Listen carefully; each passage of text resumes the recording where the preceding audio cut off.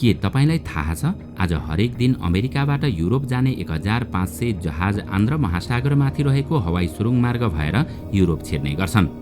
हुन त अमेरिकाबाट युरोप जान अन्य हवाई मार्ग नभएको होइन, तर अन्य हवाई मार्गको तुलनामा यस हवाई सुरुङ मार्गबाट अमेरिकादेखि युरोप यात्रा गर्दा झण्डै 2 घण्टाको फरक हुन्छ।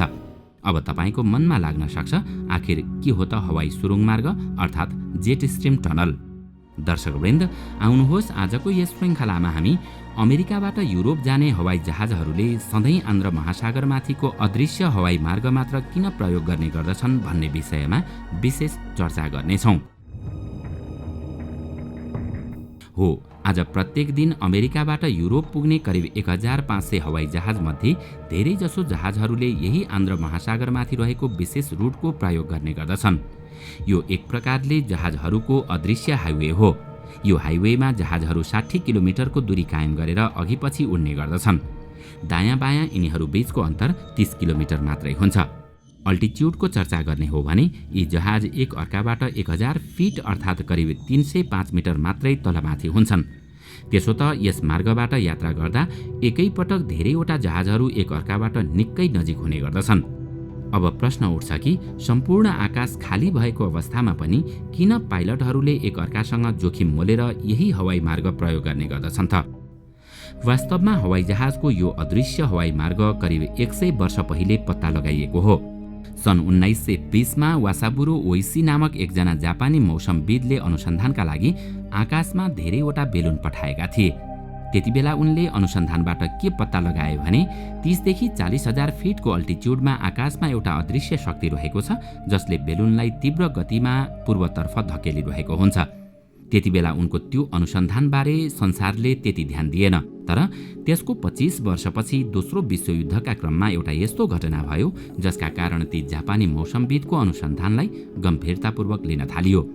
सन् 1945 अप्रिलमा अमेरिकी राज्य ओरिगनमा 6 जना साथी मिलेर पिकनिक मनाउन गएका थिए। त्यतिबेला उनीहरूले जंगलमा एउटा ठूलो बेलुन फेला पारे। रमाइलोका लागि उनीहरूले त्यो बेलुन तानेर आफूतिर ल्याए, तर दुर्भाग्य त्यो बेलुन बमले भरिएको थियो र विस्फोट भएर 6 जनाकै मृत्यु भयो। त्यतिबेला अमेरिकाभर यस्ता अन्य घटना पनि सुनिन थाले। अनुसन्धानबाट के पत्ता लाग्यो भने ती बेलुन त्यहाँबाट 10,000 किलोमिटर टाढा प्रशान्त महासागरमा जापानले उडाएको थियो। त्यतिबेला जापानले 1-2 नभएर 9,000 भन्दा धेरै बेलुन बम छोडेको थियो। तीमध्ये 300 बेलुन आफ्नो निशाना अनुसार अमेरिकामा ल्यान्ड भएका थिए। जापानले वासाबुरोको अनुसन्धानका आधारमा ती बेलुन बम उडाएको थियो जुन तीव्र हावामा उडेर अमेरिकासम्म पुगेका थिए। त्यतिबेलादेखि 30 देखि 40 हजार फिटको उचाइमा रहेको हावाको यो टनललाई जेट स्ट्रिम भन्न थालियो। वर्षभरि नै यो हावा प्रति घण्टा 250 प्रति किलोमिटरको गतिमा पूर्वतर्फ बहने गर्दछ। यस्तो अवस्था उत्तरी र दक्षिणी दुवै गोलार्धमा पनि देखिएको छ। यो हावा ट्युबको आकारमा यात्रा गर्ने गर्दछ। यसको लम्बाइ 100 किलोमिटर हुन्छ भने मोटाइ 4 किलोमिटर हुन्छ, तर यिनीहरूको कुनै स्थिर लोकेसन भने हुँदैन। वैज्ञानिकहरूका अनुसार ध्रुव र भूमध्य रेखामा हुने तापक्रमको अन्तरका कारण यस्तो तीव्र हावा उत्पन्न हुने गर्दछ। भूमध्य रेखाको तातो हावा जब ध्रुवतर्फ यात्रा गर्दछ तब जेट स्ट्रिम उत्पन्न हुने गर्दछ। यदि हावाले भूमध्य रेखाबाट उत्तरी ध्रुवतर्फ यात्रा गर्ने हो भने यो दक्षिणबाट उत्तरतिर जानुपर्ने हो, तर यो जेट स्ट्रिम किन पश्चिमबाट पूर्वतिर यात्रा गर्ने गर्दछ त? यो नै जिज्ञासाको मूल प्रश्न हो। यसको सबैभन्दा ठूलो कारण पृथ्वीको परिक्रमालाई मान्ने गरिएको छ। हाम्रो पृथ्वी करिब 1600 किलोमिटर प्रति घण्टाको गतिमा घडीको विपरीत दिशा अर्थात् पश्चिमबाट पूर्वतर्फ घुमिरहेको छ। पृथ्वीको यही परिक्रमाका कारण यो हावालाई पश्चिमबाट पूर्वतिर यात्रा गर्न बाध्य पारिरहेको छ।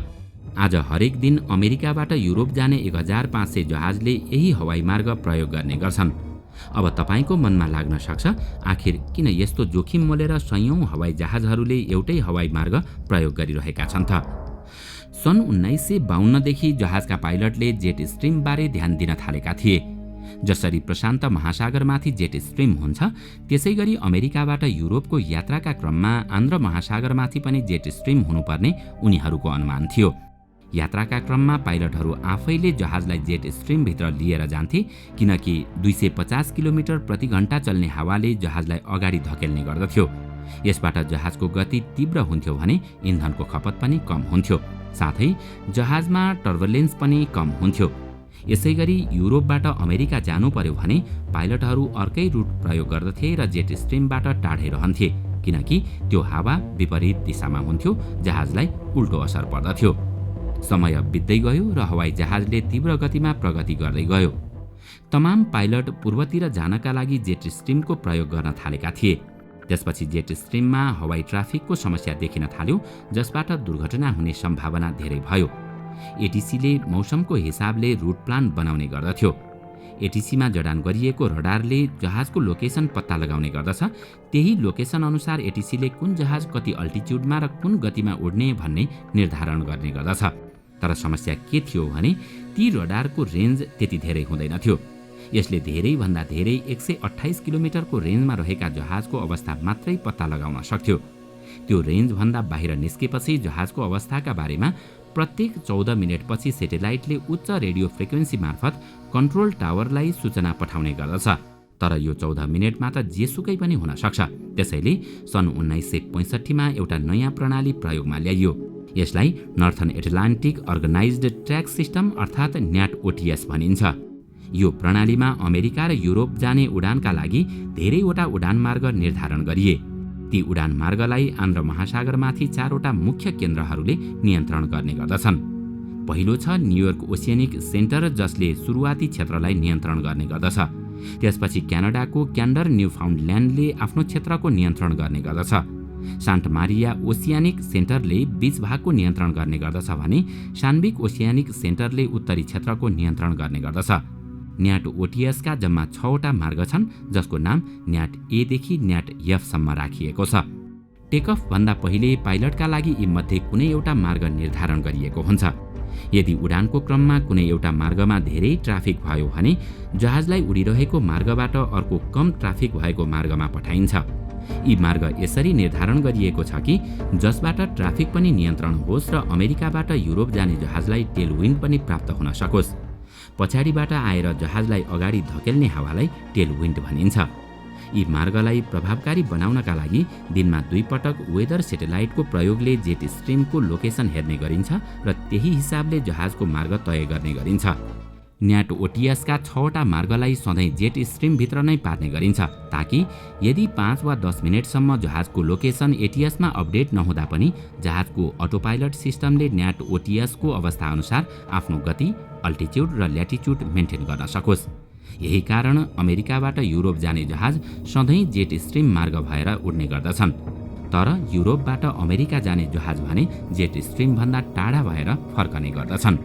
दर्शकवृन्द, आजको श्रृङ्खला तपाईलाई कस्तो लाग्यो हामीलाई कमेन्टमा अवश्य बताउनुहोला। साथै आजको श्रृङ्खला तपाईलाई राम्रो लाग्यो भने लाइक तथा सेयर गरी हाम्रो च्यानललाई सब्स्क्राइब गर्न नभुल्नुहोला र साथमा रहेको बेल आइकन पनि थिच्नुहोस्, ताकि हामीले अपलोड गर्ने नयाँ भिडियोको जानकारी सबैभन्दा पहिला तपाईलाई प्राप्त होस्।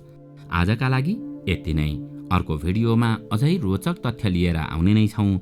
तबसम्मको लागि बिदा दिनुहोस्। नमस्कार।